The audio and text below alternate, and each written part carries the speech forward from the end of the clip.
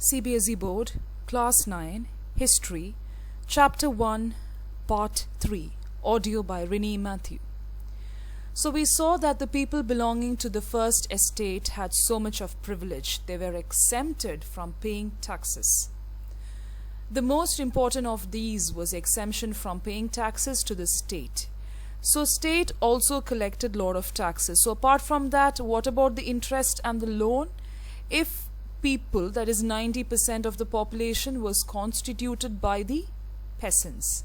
So if the peasants wanted to get some loan, they had to pay a lot of interest, even the common people. And they were expected to pay taxes to the state also. So the nobles and clergy were exempted from paying these taxes to the state. The nobles further enjoyed feudal privileges. So what was the kind of system which was followed in France? It was known as the feudal system. So nobles and clergy enjoyed lot of feudal privileges, and these included feudal dues which they extracted from the peasants. So what was these feudal dues exactly? The peasants were obliged to render services to the lord, to work in his house and fields, to serve in the army, or to participate in building roads. So the peasants, we know that they worked in the land of the nobles or the greater aristocracy, that is the people belonging to high rank order, and if they had to work there, they were expected to render services. So what are these services?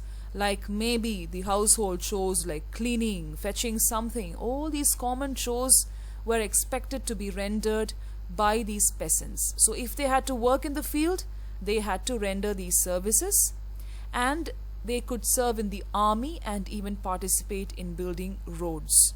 So it is like a permission. Once you get the permission from the lord to work in the field, you can do all these services. So it's like more of labor and less of wages.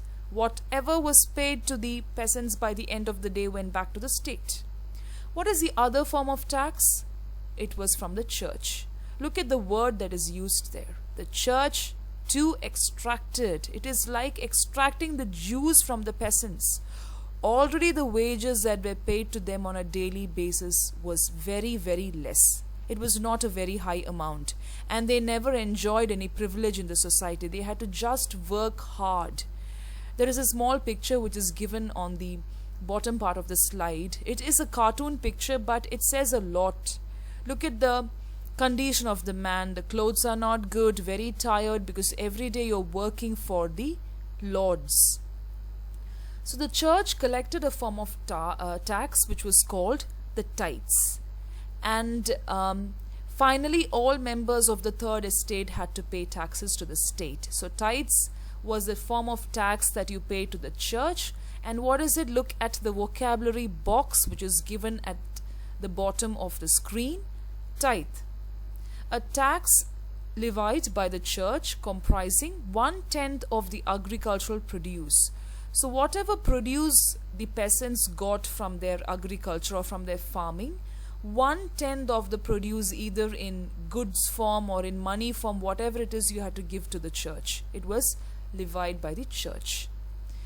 There is another form of tax, that is a direct tax, which was collected by the state. What is the name of that? Taille. That was a tax to be paid directly to the state. So two terms are given there, and these terms are very important, which you have to use in your answers: tithe and taille. Remember that your 10th standard portions are a continuation of what you learn in the 9th standard. So make sure that all these terms are very familiar with you. So a number of indirect taxes were levied on articles of everyday consumption like salt or tobacco. So apart from all these things, let's just recap. The nobles and clergy were not expected to pay any taxes, but the peasants and serfs, which constituted 90% of the population, had to pay so much. The first was the feudal dues which they paid to the nobles where they worked, that is the lords for whom they served. Second was the money that they paid to the church in the form of tax, and the technical term is tithe. Then it is the money that they paid to the state directly, and that is called as the tail. Then there were some indirect taxes which was levied on the everyday necessities like salt or tobacco. The burden of financing activities of the state through taxes was borne by the third estate alone. So people belonging to the third estate had so much of burden on them, so much of financing activities. It was like a big burden on their shoulders where they had to just pay. It was only on the third estate. That is the meaning of this line. And please take note of these terms also. Look at this painting. It is very famous. It is called The Spider and the Fly. Before that, look at the picture closely. It is given in your textbook also. There is a man with a hat and gaudy clothes. Look at the dressing and all that. He's sitting on the chair, the luxurious chair there, and there is another man. He looks very tired and poor, and he has got a small pouch in his hand, and then some fruits or some produce in the basket. So one hand he has got the pouch, and the other hand he has got some produce.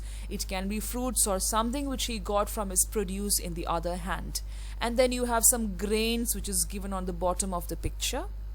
Now most important is, can you see a spider weaving a web there on top? Yes. So this particular man sitting on the chair is supposedly rich, and the other man is poor. Rich person is the noble, and the poor man is the peasant or the serf. Peasant or serf. So this rich man is like the spider. What is the quality of the spider? Why is the rich man called the spider, and why the poor man is called the fly? The spider always weaves a web, and it has got many styles of attracting the fly.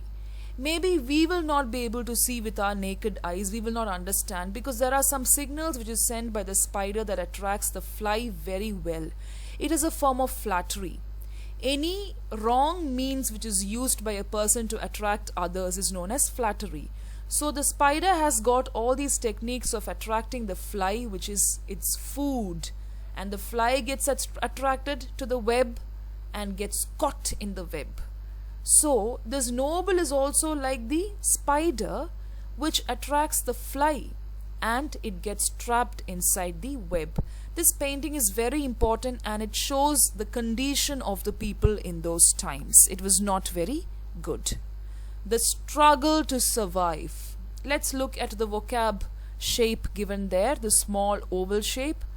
Subsistence crisis, an extreme situation where the basic means of livelihood are endangered.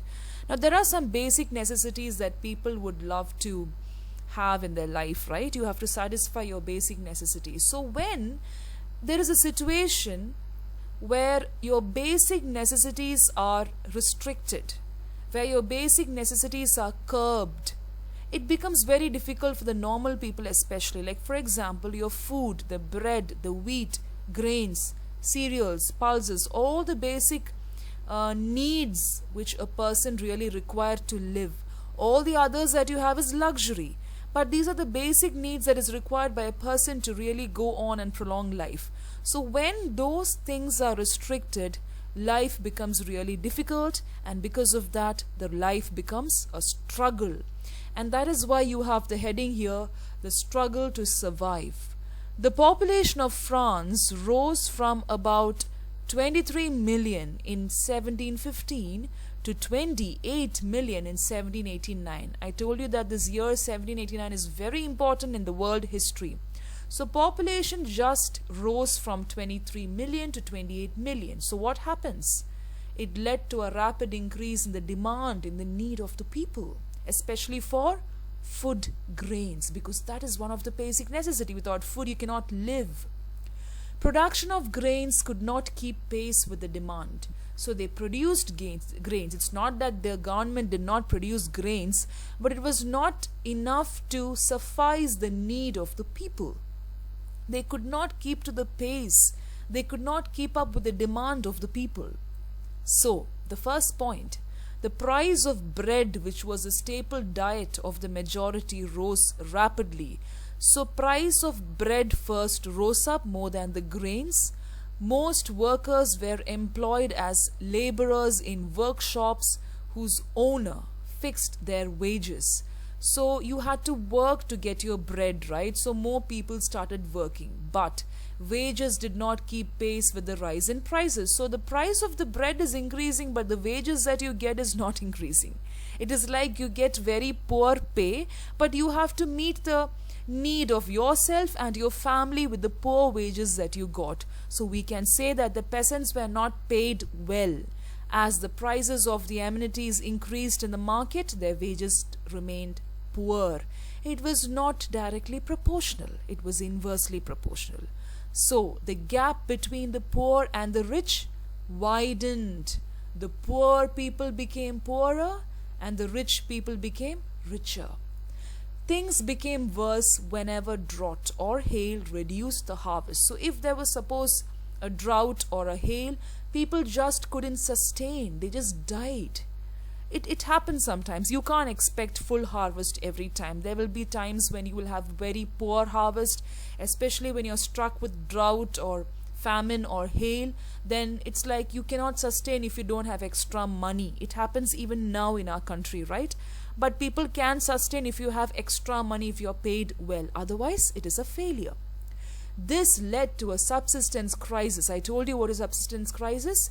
Something that occurred frequently in France during the old regime. I told you that old regime is the kind of new form of rule that existed in those times, the new system. So it really became a crisis for everybody because they were not able to really meet the need of the people, and the wages were also poor.